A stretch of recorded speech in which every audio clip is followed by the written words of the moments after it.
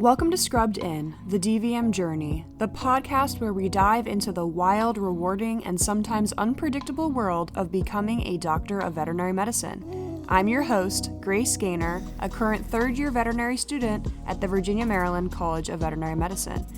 Whether you're an aspiring vet, a vet student, or just passionate about animals, this is your backstage pass into becoming a DVM. From classroom to clinic, we're sharing the insights, tips, and real-life experiences to help you thrive on your journey to becoming a vet. So scrub in, and let's get started. Welcome back to another episode of Scrubbed In. I'm your host, Grace Gaynor, and today I'm super excited to introduce you all to Dr. Cassie Wagner. Dr. Wagner graduated from VMCVM with a dual DVM and MPH in 2013, and prior to that, she was actually a nurse. So I'm really excited to talk to her about her journey today and to share that with you all.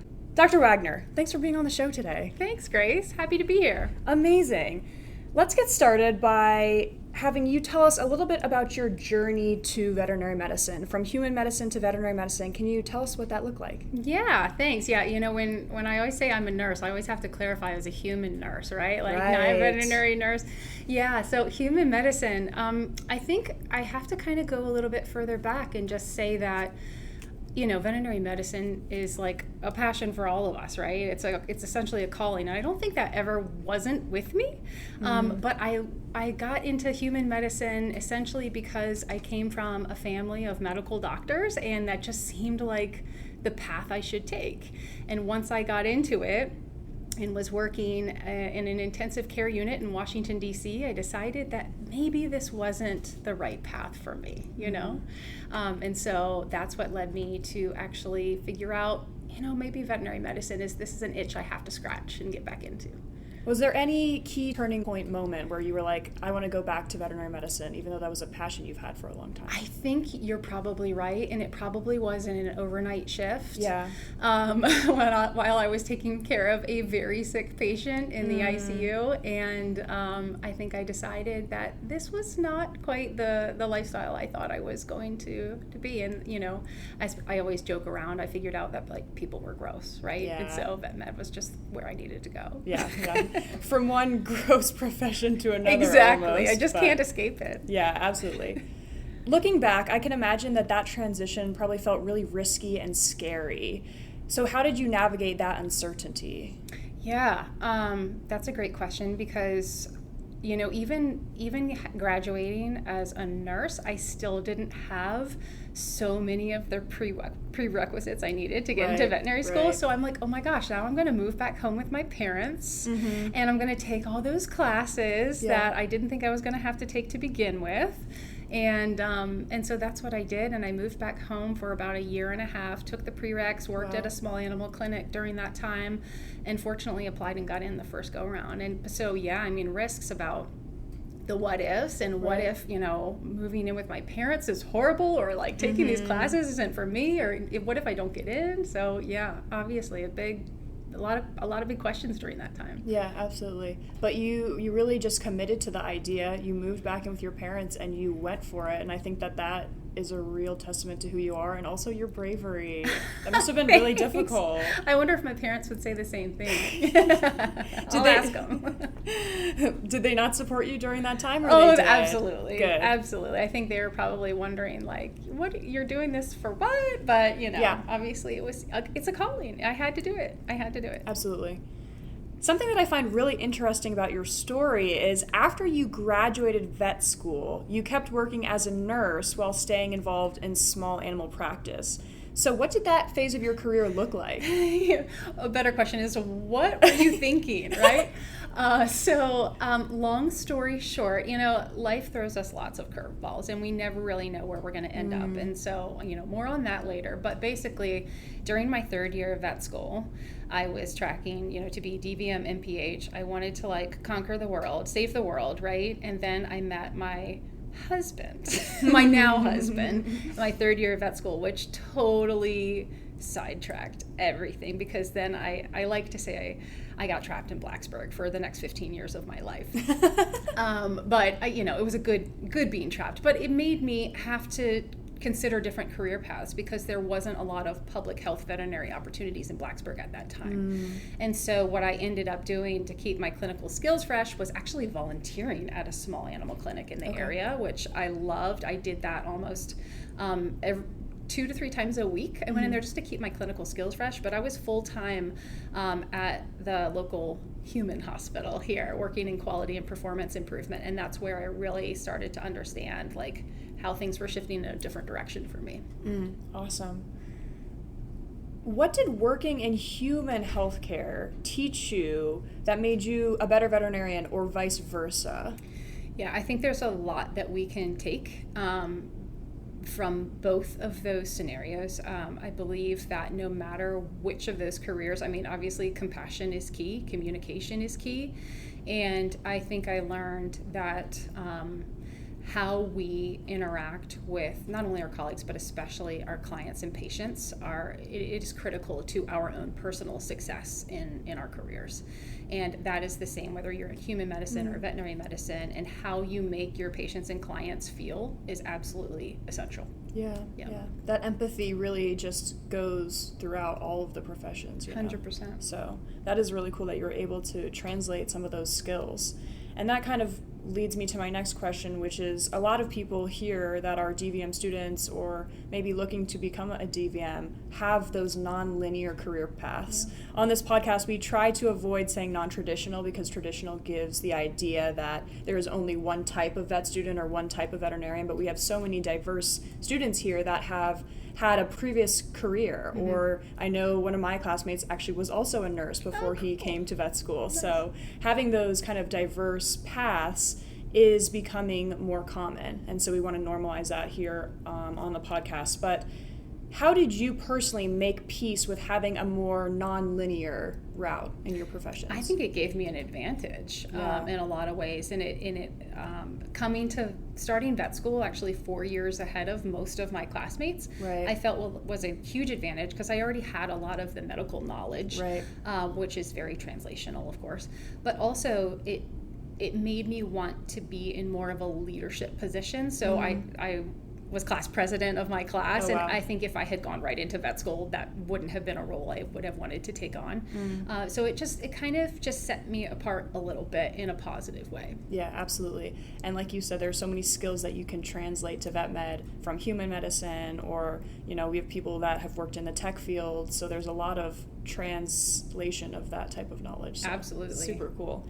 Let's shift gears and talk about your passion for public health, which you've mentioned already. So here at VMCVM, you pursued an MPH alongside your DVM. What interests you about pursuing a career in veterinary public health? Yeah, so it seemed like the next step for me, right? Coming from human medicine, and when I started vet school, the very first thing I did was reached out to Dr. Valerie Reagan, who was not yet in Blacksburg, but she is director for the Center for Public Corporate Veterinary Medicine, very fresh in that role, actually. Yeah. And she was the one, like with so many other students that have come through Virginia, Maryland, she really helped become an immediate friend and mentor to me.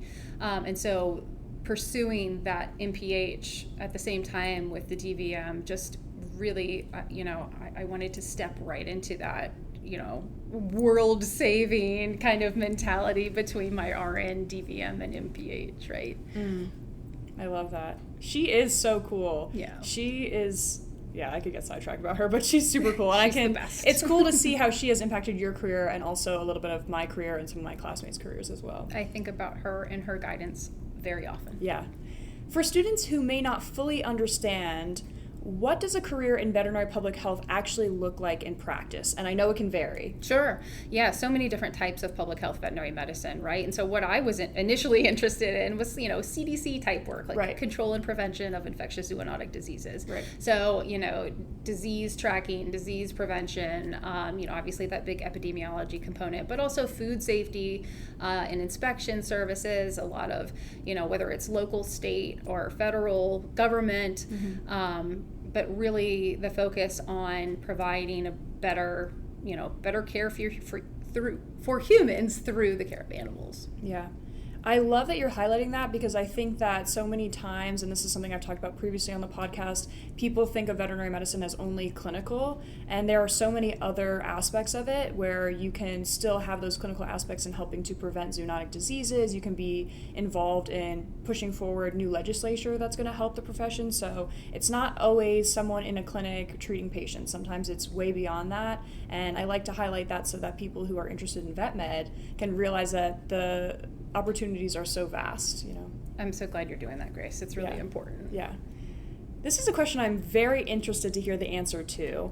Where do you personally see the strongest connections between human medicine and veterinary medicine today? Yeah, I think the biggest connections, again, are the empathy that we have for other living things. And I think about this one scenario a lot from my nursing days when I had a preceptor that, obviously she wanted me to practice good medicine and do very well, but her words to me were, whatever you do, when you have a patient who's really sick and perhaps on the ventilator, like how you present that patient, how you make their bed look really neat and clean and the tubes and lines are all organized, that makes all the difference for the family. And so that relates to how we express empathy and care for the ones that we are treating and the relationships we have with our clients and patients. And that is just, I think, translational across all of the healthcare professions. And I really think that what you're saying is so important, especially about being empathetic in those small moments, the small details, making someone's bed, making sure the lines are organized. I went to EMC over the summer, Equine Medical Center in Leesburg, that is associated with Virginia Tech, and we had quite a few patients in isolation, and just making sure those horses were brushed off and clean and not super dusty because they were, really isolated and could not, be seen by the owners and things like that. So doing those type of things to really make a difference in those lives, and it really matters. That's so true. Yeah, sorry to interrupt you, but there was a patient, that I was brushing continuously, and the owner was able to visit and I could see that it had made a difference, Absolutely. And I think that's one thing we tend to forget. We go to vet school, we learn to diagnose and treat. It's obviously very important and incredible aspect of being veterinarians, but I think in order to really measure success, it is in the relationships that we have and we build and maintain with our clients. And that's the same in any healthcare industry. How we make our clients and patients feel is almost as important as actually, diagnosing and treating the problem. Absolutely. Yeah. Let's talk about your transition back a little bit into academia. So in 2018, you returned to VMCVM in a leadership role focused on alumni and practitioner relations. I'm interested to know more about this role. What drew you to this position, and how did it align with your career goals at the time? Yeah, I think about when I got that job, and it makes me smile. Yeah. I was so grateful to be back at Virginia, Maryland, and in a role where I actually was using my DVM degree because things had been so sidetracked for about 5 years figuring out where I was going to be. And so I was so happy to be in that role and serving alumni and referring practitioners, and really an acknowledgement of, I was a nurse. I, got my DVM, I got my MPH. Maybe things didn't work out in the same, vein of public health that I thought it was going to be, but that this was truly where I belonged, because I discovered in that journey that just people are my passion, right? Like, I love animals, and caring for animals in the environment is essential to my core, but really, the passion for helping people has been something that has been with me throughout. And this was my first real opportunity to feel like I was, in a trajectory that allowed me to accomplish all of those goals. Yeah. And what was involved in this role? Yeah, so I was responsible for leading the engagement and involvement of all DVM, MPH, and soon to be undergrad alumni, Masters of Science, and so all of those different alumni coming together for different reunion events, continuing education, and those sort of things. And then on kind of the flip side, the referring practitioners, engaging them with the different services in the hospital. And so there's some overlap, right, between alumni and referring practitioners, but really just managing those third-party audiences and spreading the positive words from the college and all the great things that were happening here. And I really loved that role. Yeah. Mm-hmm. Sounds like a very people-heavy job, for sure. Indeed, yes. What skills do you think helped you transition from more of clinical, both in vet med and human medicine, and then into leadership and relationship building in this role? I think communication, right? I mean, just having a passion and understanding for how somebody else is experiencing their day, you know, being able to just be more involved with kind of the reasons why behind the scenes and caring for that, you know. I kind of felt like after I finished nursing that I probably wouldn't continue in veterinary medicine in a huge clinical capacity. Sure. And so kind of understanding that I was in a role where I was able to meet people and, interact more with people on a different level was kind of where that led me. Absolutely. If you could tell us what your one takeaway was from that job, what would it be? My one takeaway from that job, I'd say that was my first role where I think an acknowledgement of this profession is amazing at seeking other opportunities when you didn't know they were out there, right? And so veterinary medicine and nursing, for that matter, are incredibly vast and rich in opportunity. And so I always tell students when I speak to them is like, don't ever feel like you're trapped, you know, because sometimes we get tired, or, you know, the way that our life changes over time, we gotta ride the wave, you know, and things will lead you to new opportunities if you're just able to keep an open mind about it. And when I finally got to this role in 2018, it was a big deep breath for me, and realizing that veterinary medicine is just so awesome, you know, so many opportunities, and that I felt like really at home with that. Amazing. Yeah. Well, let's change to present day. You currently work for the AVMA Trust.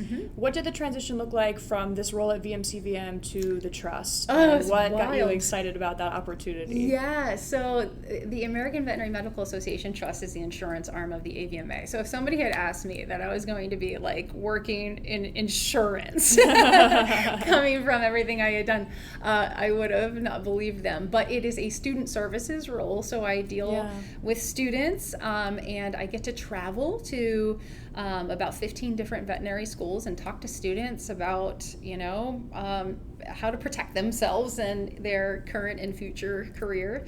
So it's a role that I transitioned to knowing that I would be, you know, sadly leaving Blacksburg after those 15 years and then moving back home, my original home of Richmond, Virginia, where all my family is, and knowing that it would be a pretty travel-heavy job.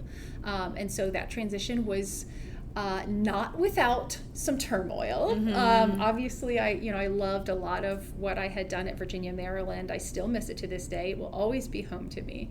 But this role has really brought on a whole lot of new opportunities for me and my family, and I've been really grateful to have it. And what is your favorite part of this job? Ooh, I love working with students like you, Grace. Yes. I mean, to be perfectly honest, it gets me with SAVMA, VBMA, and like just students that I know are the future of this profession. And I think that is the coolest thing for me to be able to, like, you know, basically have not only just like a little interaction with students like you, but just feeling like in some way I am in some way influencing or helping them achieve their success too. And I think that's super cool. Yeah. And we can feel it on the student side. I feel like there is probably only one person that can come in with your excitement and talk about insurance and we're like, okay, we're listening, we're paying attention to this conversation, and or that's if I throw donkeys at you, yes, you know, yes, too, right? The donkeys, for everyone who is not aware, are to represent cover your assets, and so it's a funny way to get people to participate in class. Name Risky. I love it.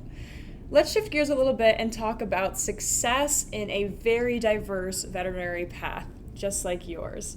So how has your definition of success evolved over time? That is such a good question. And it all kind of, it flows with, I talk about risk a lot. And I feel like it's synonymous in a lot of ways, because your tolerance for risk and your definition of success changes over time, depending on where you're at in your career, where you're at in your personal life. And I would say that I am measuring success right now because I am happy. My family is happy. I've got 2 fairly young children, daughters aged 10 and 6. And so, we are in a good place right now, and that is success to me.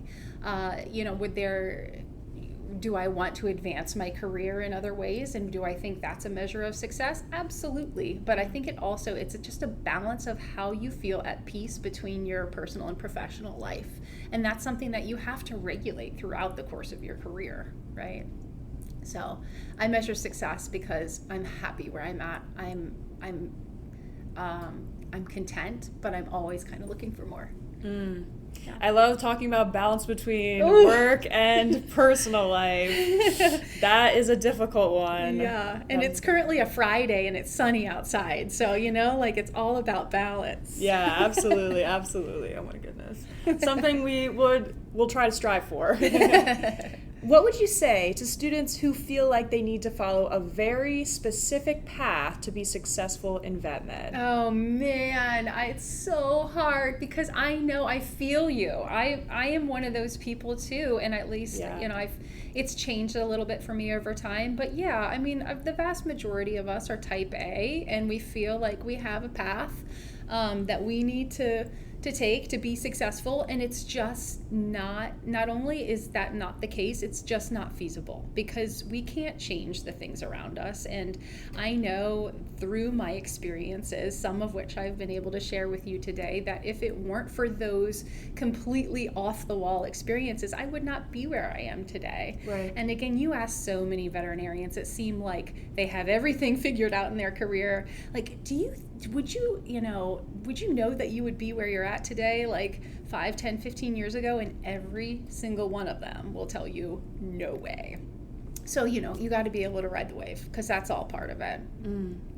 Yeah, and I think, so many of us come into vet school as those type A personalities, perfectionists. We think we have it all figured out. We have a plan in place, but we really need to understand that what you're saying is so true. So many veterinarians, almost every single one that you talk to, will say that they had a plan and it went to the wayside because they had a unique experience and they decided to follow a different path. They said yes to an opportunity that scared them, and their career really significantly changed because of that. So I think that we got to let go of that thought, because when we let go of that, so many more opportunities open up for us, and really there's no telling where we could go and what we could do, and that's really exciting. Absolutely. And the one thing I will also say is every single experience that I've had has been a result of the relationships that I've built with other people. And so never burning bridges, and also always just keeping your options open. But those relationships that you build and maintain are so critical to your own success. Absolutely. Yeah. This is a very tight-knit field. It is indeed. You probably know someone that knows someone, yep. And I have heard a lot of examples of how that has propelled someone forward in their career. Well, we've just got a few more questions for you, and I want to conclude by talking about some advice you would give to some students. So what's one thing you wish veterinary students better understood about the range of careers available to them? And we've kind of touched on this already. Yeah, that it's there. It's at your fingertips. And I remember that, going back to Dr. Valerie Reagan, I remember her saying to me, if you ever feel stuck, think about something that, somebody isn't doing or isn't being addressed in your area, and go do it. Just go do it. And I think that's all part of a mentality of kind of riding that wave and understanding what is needed and how your skills can contribute towards that gap, or what's missing. And that is either in the area that you're currently in or in exploring other opportunities of veterinary medicine. There's always a need, and how your skills fit in with that is just what you got to figure out. Absolutely. Let's talk about people who are interested in maybe blending some of their passions, like public health and leadership. If someone is interested in maybe that type of diverse field, where should they start? Yeah, get involved.